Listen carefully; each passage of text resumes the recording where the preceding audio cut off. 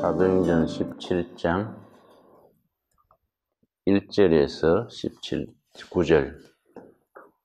사도행전 16장은 역사를 변화시킨 장, 그런 별명이 붙은 장이라고 말씀드렸습니다.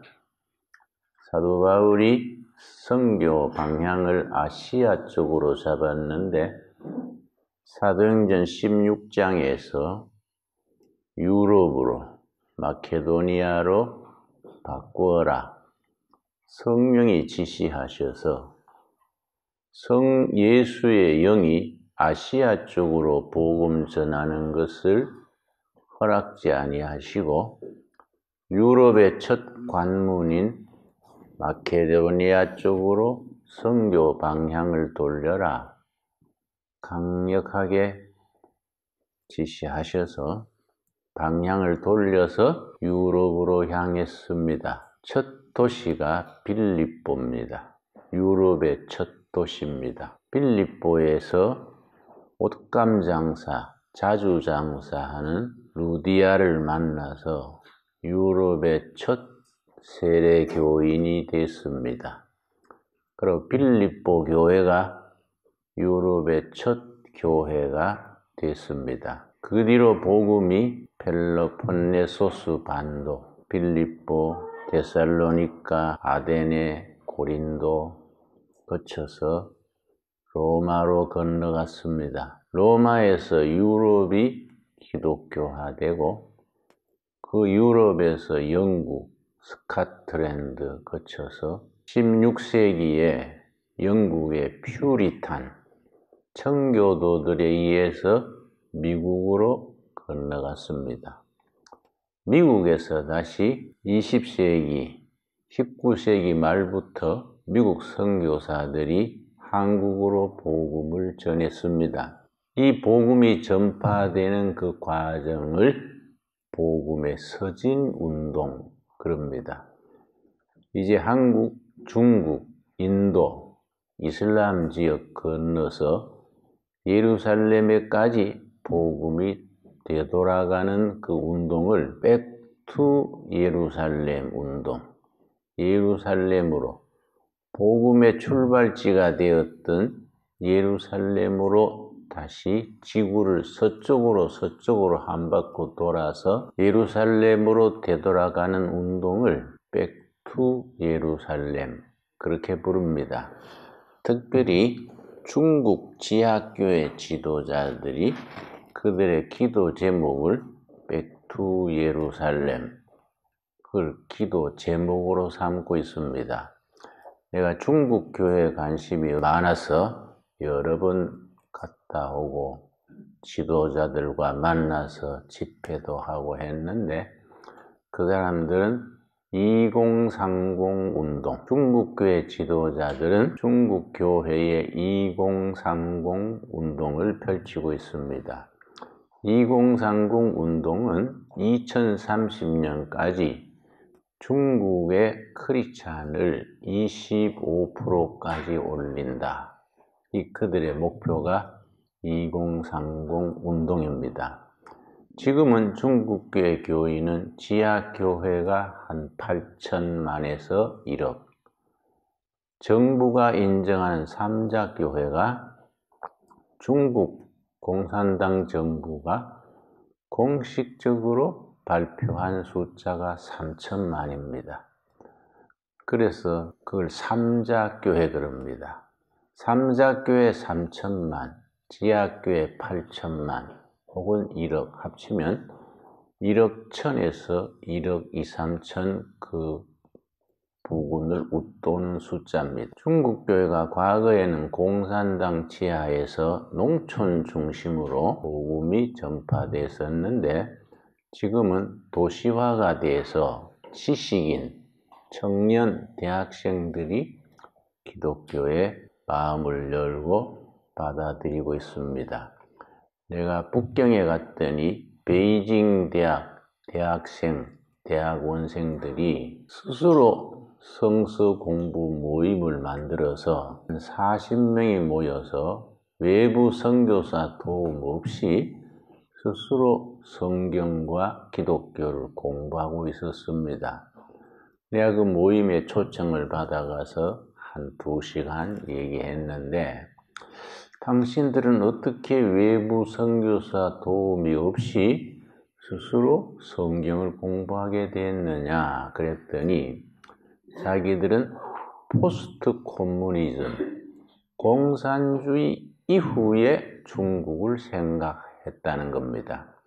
공산주의는 조만간 한계가 있을 것이다. 길어야 2030년, 40년경 가면 중국 공산당은 와해 내지 분열될 것이다. 그 이후에 중국은 어디로 가느냐? 유교는 낡은 가치관이고 불교는 현실적인 감각이 약하고 공산당은 물러난 체계가 되면 공산당 이후에 중국은 어디로 갈 것인가? 기독교다. 자기들은 그렇게 결론을 내렸다는 겁니다. 그런데 기독교에 자기들이 생각할 때 문제가 있습니다. 웨스턴 크리스티아니티, 서양 교회는 100년 전에 중국을 제국주의, 서양 제국주의가 중국을 침략할 때에 서구 교회가 앞장섰다는 겁니다. 서양 선교사가 성경을 들고 중국을 찾아왔는데 중국 인민들이 받아들였어요. 뒤따라서 상인들이 들어오고 아편장사가 들어오고 군인이 대포를 가지고 와서 중국을 식민지화하려 했다는 겁니다. 중국인들에게 서양 기독교는 웨스턴 임페리얼리즘, 서구 제국주의의 앞잡이다. 그런 인식이 있는 겁니다. 근데 서양 제국주의 앞잡이인 기독교 말고 바람직한 기독교는 어떤 교회냐? 코리안 처치라는 거지요. 한국 교회는 서양 사람들에게서 받아들였지만은 근대화 운동이 앞장서고 구한말에 부패한 나라를 일으키기 위해서 서재필, 이승만, 안창호 이런 선각자들이 앞장서고 또 일제의 식민지가 됐을 때도 3.1 만세 운동이나 일본 제국주의에 대한 저항 운동의 앞장에 기독교인들이 앞장섰다 이거지요. 그래 한국이라는 나라가 근대화가 되고 민주화가 되고 개방사회가 된 것은 개신교의 영향력이 절대적이다. 서양 제국주의적인 기독교가 아니라 한국형 기독교를 자기들이 벤치마킹하면 좋겠다. 그 사람들이 그렇게 생각한다는 거예요. 그래서 나한테 그 사람들이 요청하기를 중국교회 지도자 한 40명이 모여서 한국교회가 우리를 좀 도와주세요. 그랬더니 도와달라는 건 구체적으로 무슨 얘기냐? 재정 지원해달라는 것이냐? 아니면 개척을 해달라는 것이냐? 학교를 세워달라는 것이냐? 구체적으로 얘기해봐라 했더니 달러를 지원해주는 것은 자기들은 거부한다는 거예요. 서양 선교사들이 달러 가지고 오면은 교파가 하나씩 생긴다는 거예요. 과거에 100년 전에 그랬다는 거예요. 그러니 빌리그레암 재단에서 30년 전에 500만 달러를 중국 교회에 지원하려 했습니다. 근데 중국계 지도자들이 모여서 이걸 거절하자. 우리가 받아들이려는 것은 복음이지 달러가 아니지 않느냐. 500만 불 받아들이면 100년 전에 중국 교회를 되풀이한다. 선교사들이 달러 갖고 들어오면서 중국 교회는 비복음적으로 혼란에 빠진다. 그래서 빌리그레암 재단에 거절을 했어요. 달러 없이 자기들이 순수한 기독교 운동할 수 있도록 놔둬라. 그러고서 이제 한국교회 도움을 받자. 그래서 이제 나도 가서 이제 그 얘기 들었는데, 뭘 도와드리면 좋겠느냐 그랬더니, 유엔주일 학교가 지금 우리는 안 되고 있다. 공산당 정부에서 유엔주일 학교를 못하게 할 뿐 아니라 하고 있는데도 어떻게 유엔주일 학교를 운영해야 될지 교육에 우리는 황무지다. 교회 교육하는 것을 교사를 양성해주고 길러주라. 그러고 한국교회 신방, 구역, 남전도회, 여전도회 목회 시스템을 좀 가르쳐주라. 그리고 그 사람들이 중국 교회는 찬송가가 가사만 있고 곡이 없어요. 찬송가 가사가 한 800곡이 되는데 딱 한 곡으로 불러요. 한 곡으로. 모든 찬송가를 한 곡으로 부르니 우린 참 그 신기하더라고요. 근데 이걸 곡을 붙이고 싶다는 거예요. 그래서 한국의 교회 음악가를 보내서 자기들 중국 찬송가에 곡을 붙이고 싶다. 이런 걸 도와달라. 내가 참 그 사람들의 얘기에 참 신선했어요. 그러니까 우리가 한국 교회는 아시아에서 처음 성공한 기독교입니다. 한국 민족이 근대화되고 민주화되고 산업화된 정신적 기초가 개신교라. 중국 공산당 지도자들이 그래 인식하는 거예요. 그래서 이제 한국교회를 배우고 싶다. 그 한국교회 지도자들을 초청을 했어요. 사랑의 교회 오정연 목사가 한 10년 전에 중국 정부의 초청을 받아가서 한국교회를 공산당 간부들한테 설명한 적이 있고, 부산의 수영로교회 정필도 목사도 중국 정부의 초청을 받아서 가서 한국교회를 설명한 적이 있습니다. 나는 중국 지하교회 지도자들의 요청으로 갔었지요.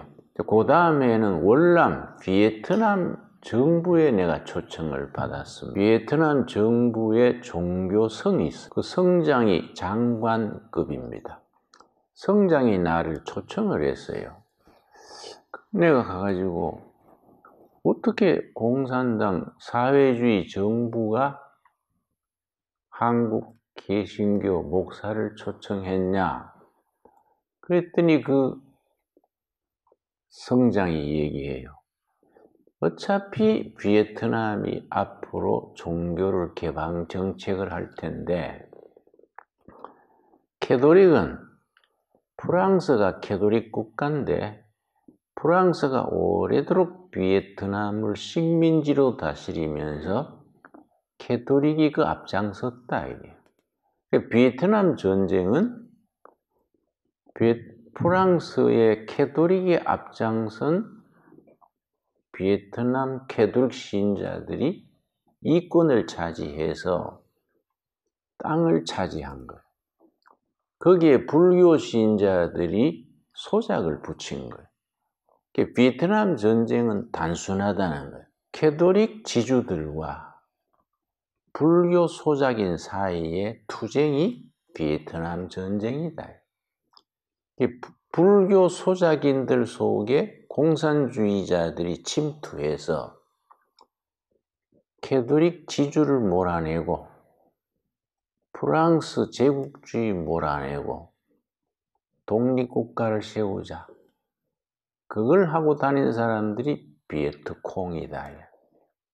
그런데 이제 공산화의 통일에 성공하고 미국 세력도 몰아내고 난 뒤에 월남 베트남 지도자들이 어차피 종교를 개방해야 된다. 근데 캐톨릭은 그런 점에서 베트남에서는 반민족 세력이에요. 그리고 불교는 또 오랜 역사 속에서 인민에게 봉사한 적이 없다. 그런데 기독교를 받아들여야겠는데 어느 나라의 기독교가 바람직하냐?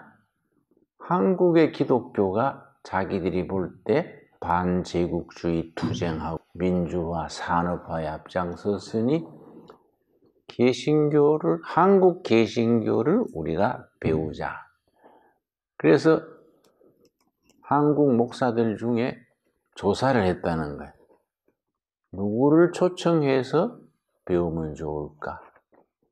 그 나를 자기들이 어떻게 정보를 듣고 나를 초청한 거예요. 그래서 내가 7년 전이지요. 베트남에 가서 성장하고 종교성 공무원들한테 강의를 2시간 하고 부총리를 만나서 서로 대담을 하고 그래 쭉 한국 기독교를 설명을 했더니 마치고 오는 날 종교성 성장이 나한테 그래요. 당신 말 들어보니까 한국 교회를 우리가 정말 배워야겠다. 베트남 젊은 공무원 중에 5명을 뽑아서 한국 당신 밑으로 보내줄 테니까 한국 교회를 그 5명한테 가르쳐 주라. 그래서 베트남이 앞으로 기독교를 개방하는 데에 지침으로 삼고 싶다. 그런 일이 있었습니다. 그런데 우리가 이 사도행전 17장에 보면은 초대교회의 복음이 어떻게 힘있게 그 사회를 변혁시켜 나갔는가 사도행전 17장에 있습니다. 그래서 우리 한국교회 설교자들, 성경 공부하는 지도자들, 전도자들이 성경에 대해서 성경의 그 복음의 다이나믹한 파워 이걸 접해야 돼요. 그냥 이래 무슨 사형리나 순수 복음을 가지고 전도해서 크리스찬 만드는 것도 참 순수하고 좋은 일인데 그 복음의 외연, 순수한 복음의 90력 플러스 복음이 사회를 변혁시키는 원심력 그걸 이해하고 성경을 그렇게 이해하고 우리 사회를 정말 기독교화하는 데에 우리가 어떤 방향을 잡아야 되지요.